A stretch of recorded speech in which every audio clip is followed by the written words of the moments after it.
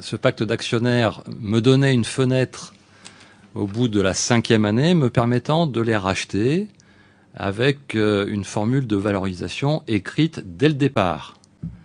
Oui, alors ça, je crois que c'est très important, hein, pardonnez-moi, quand on ouvre son capital, de bien prévoir les conditions, notamment en termes de gouvernance de l'entreprise, qui est le patron et est-ce qu'il y a besoin de faire des comités de direction, des conseils d'administration, et puis surtout les principales clauses de relations capitalistiques, à savoir comment on fait sortir quelqu'un quand on n'a plus d'affectio societatis, ou si on veut vendre 100% de la société, ne pas être bloqué avec des associés dormants à vos côtés qui ne voudraient éventuellement pas vendre. Comment ça s'est passé vos négociations pour le pacte d'actionnaires ?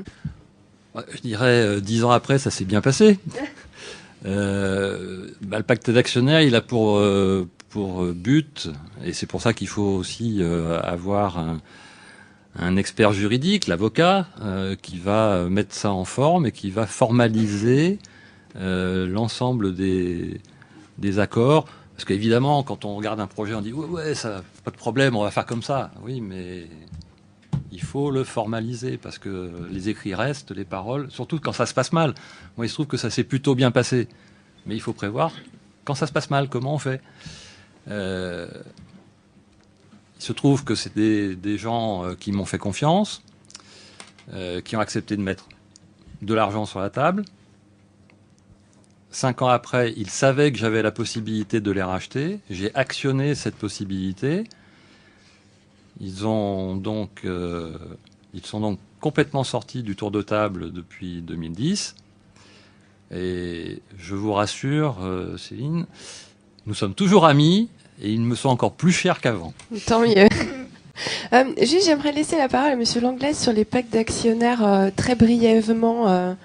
On prévoit quasiment tous les cas de sortie dans le pacte d'actionnaires, y compris la disparition, ce qui fait que mécaniquement, juridiquement, les parts sociales ou les actions tombent dans le patrimoine des héritiers et donc l'associé restant en place va se retrouver face à une épouse et des enfants.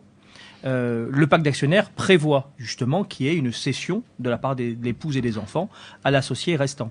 Ceci étant, à l'instant T, peut-être est-ce que l'associé restant avait acheté son bateau ou sa résidence secondaire, ou qui n'a pas la surface financière.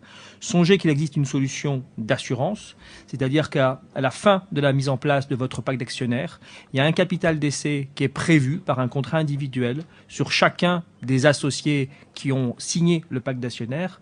Et ça veut dire qu'au moment d'un décès, il y a un capital qui va arriver dans les mains de celui qui va survivre et qui va continuer seul l'entreprise. Et c'est avec ce capital bien calculé qu'il va pouvoir racheter les parts sociales aux héritiers du défunt.